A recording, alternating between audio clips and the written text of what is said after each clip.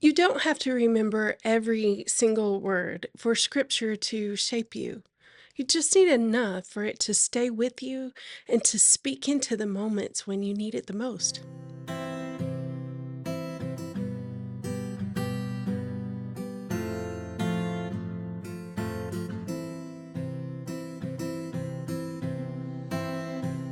Hey there, friend, and welcome to Beneath the Fig Tree. I am so glad you're here. And around here, we're all about cultivating a devotional life that you love, like really love. And right now, we're in a special season called the 119 Bible Bootcamp. And that's where we're walking through Psalm 119, one episode and one simple practice at a time. Now, there's no schedule to keep, there's no right way to do it. It's just an open invitation to keep showing up with your Bible, your curiosity, and with whatever you have to give that day. We're in the gathering your gear part of the journey where we talk about the tools that you can actually carry with you into your everyday life and your moments with God. And today's tool, well, it's memorizing scripture. It's one of the most portable tools that you will ever have. Now, before you click away because you think, oh, I can't remember things, I can't memorize anything, or I'll never get every word right, let's just set some expectations right from the start. This isn't about perfect recall or impressing anybody with your chapter and verse references. This is about letting God's word sink in so deeply that it leaves an imprint, something that you can draw from without even having to try. Our anchor verse for this episode is Psalm 119:11, and it says this: I have hidden your word in my heart that I might not sin against you. This isn't about stuffing our minds with information. It's about tucking God's truth into the very center of who we are, where it can actually shape our choices, comfort us in trouble, and remind us of who God is. Psalm 119 talks about this all over the place, but so does Deuteronomy 6, because it paints a picture of God's word as being a part of our daily life, where we talk about it when we sit and when we're at home and when we walk along the road and when we lie down and when we get up. It's not presented as a test to pass, but as a rhythm to live in. So, why memorize scripture at all? Well, first, when we memorize scripture, God's word becomes portable. And that just means that we can carry it with us into conversations, into our hard days, into joyful moments. Because you can't always pull out a Bible or even open up an app sometimes, but you can recall a verse that steadies you if it's been tucked away. And then, second, it shapes your thinking and your responses. When God's truth is stored in you, it quietly shifts the way that you see things and the way that you react and the way that you decide what's next. So it's like carrying a compass. You might not think about it all the time, but when you need it, when you need direction, it's right there. And then third, it strengthens you when you need it most. Joshua 1:8 says to meditate on the law day and night. That kind of ongoing reflection, turning a verse over and over in your mind, it fortifies you for those times of fear or temptation or uncertainty. When Brandon, my husband, was going through radiation several years ago for brain cancer, he knew that the treatment was putting something not so good into his brain. And so he decided that he was going to counter it by memorizing the opening chapter of John's Gospel. And so every day while he was laying on the table and the radiation machine was doing its work, Brandon was doing some work of his own, and he was filling his mind with light and life. And those words still come back to him years later. And Jesus modeled this for us too. When he was tempted in the wilderness, every response began with, "It is written." Those weren't random scrolls that he was carrying around. They were words that he'd already stored in his mind and his heart so that they were ready for him to speak into the moment. So let's talk about perfect memorization. This is where I want to take some pressure off. So please hear this. You don't have to get every single word right for scripture memory to be valuable. Sometimes all you'll remember is just a phrase, "The Lord is my shepherd," or "Be still and know." That's enough. Even just a fragment can point you back to the whole truth when you need it. Here are just a few that I draw on in my own life on a pretty regular basis. Philippians 2:13 comes to mind whenever I'm frustrated because I feel like I'm not changing fast enough. I can't always recite it perfectly, but I remember the heart of it, and it is that God is the one who works in me, not me trying harder to fix myself. Another one is Zechariah 4:10, and that one surfaced whenever I find myself starting to believe that my efforts or my offerings are just too small to matter.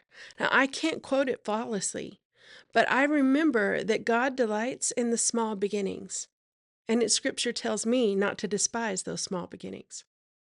And then Nehemiah 6:3 often reminds me to turn away from the distractions and the disruptions, to keep building what God has put in front of me without getting pulled aside. None of these verses are word for word in my memory, but they're all close enough that when I want to read the whole thing, I know where to find them. I can use an app like a Bible app or Google or even ChatGPT to go in then and find the whole passage. And later in the boot camp, I'll do an episode that shows you how to use each one of those. So stay tuned because I've got lots of fun things planned there. And here's the thing, our brains retain truth better when it's connected to a meaning. So, a verse that's tied to a real moment in your life, it's going to stick more deeply and more easily than something that you repeat without context. And that's why even a fragment is valuable. It's like a thread that you can follow back to the whole garment. The real goal here isn't performance, it's familiarity, it's relationship. It's knowing the word well enough that when something happens, good or bad, you've got truth already within reach. So, how do we do this? How do we hide God's word in our hearts in a way that actually sticks?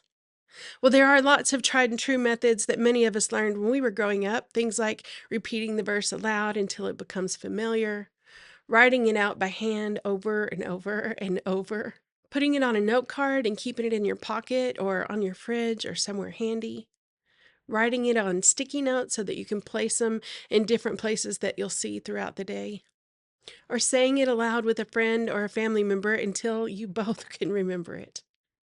Those are all really good ways, and for some people, they'll always be the best and most effective ways. But I also know that we all learn and internalize things differently. So here are a few more ways for you to experiment with memorizing scripture. And the first would be to doodle or letter the verse in your journal. Let the shapes and the colors help you to remember it. If you're visual like me, your brain will actually connect the shapes and the colors and even your own handwriting style with the meaning of the passage. And then, second, find ways to weave it into your daily notes or your planner, because seeing the verse several times a day in the flow of your normal schedule will naturally help to reinforce it. And so, if you want ideas for that, check out episode 4 where I shared some ways to do that, and I'll link to that in the show notes. Third, you can make art as a form of meditation. Recently, God's been working the words Talitha Koum in me from Mark 5, and I spent a whole day in my studio just making this messy collage art to give those words time to soak in, not just in my mind, but in my spirit. And so as I created and moved things around and painted, I'm just meditating on that verse. Fourth, you could sing it. Music has a way of sticking in our brains in a way that plain speech just doesn't. So even a simple melody can make a verse easier to recall. You could use some classic scripture courses like Thy Word, that's based on Psalm 119, 105, or Seek Ye First from Matthew 6:33, or As the Deer from Psalm 42, 1. You could also try a modern worship song with direct scripture, something like The Blessing that's based on Numbers from Numbers 6:24 through 26, or Better is One Day, which is out of Psalm 84:10. Fifth, you can actually speak it aloud. And then pair words with movement, because when you do that, it taps into different parts of your brain and that helps it to stick even more. Remember the old VBS days where we're doing the songs and scripture and dancing and movements and all the things? How many of those are still stuck in your head? And then 6, you could break it into smaller chunks and just focus on one phrase at a time until it starts to flow naturally. 7th, you could use an app. There's an app called Versus app, and there are others, but they use multiple game-like methods to help you memorize. And I'll link that in the Bible Caddy and in my show notes, but it's like fill in the blanks or find the missing word, those kinds of things. But here's the thing, the more ways that you can find to engage with God's Word, the more it becomes a part of you. So you don't have to do all of these things or try all of these methods. Just choose one or two that will fit your season right now or that just pique your interest a little bit. And remember that every small interaction with God's Word leaves an imprint. So maybe you're wondering, okay, but where do I start? Well, here are just a few ideas. First, just choose a verse that speaks to your current season. Maybe it's something about hope or peace or guidance. And then pay attention to the verses that you're hearing multiple times lately, because sometimes God will highlight a passage just by bringing it up in different places and at different times. You could also reach out to community and ask for help. One of the ways is to come on over to the Figs Community Facebook group and just tell us what you're looking for. Chances are somebody in the group will be able to point you to a passage or many passages that fit what you're working through. And in the companion kit for this episode, you'll find a list of creative ideas like the ones that I've just shared, and then a few optional starter verses from Psalm 119, just in case you need somewhere to start. Just please remember that there are no checkboxes, no deadlines. This isn't homework. It's just space for God's Word to become a part of you. And maybe you already have a verse coming to mind just as we've been talking through this episode. If so, take a moment, even right now, unless you're driving, to jot it down somewhere. Think about where you can place it so you'll see it multiple times throughout the week. Because the more that you turn your mind toward it, the more it will actually start to stay with you. But friend, you don't have to remember every word for God's Word to shape you. Even a fragment can anchor you in truth. So let's cultivate a devotional life you love, like really love, because it is possible and it's so much easier than you think. And as always, if you found this episode helpful, would you consider sharing it with a friend and maybe somebody that came to mind while you were listening or watching today? And then maybe leave a review and subscribe and all the things, because it helps more hearts to discover the treasure that's waiting in God's Word for them. Chat soon, friend.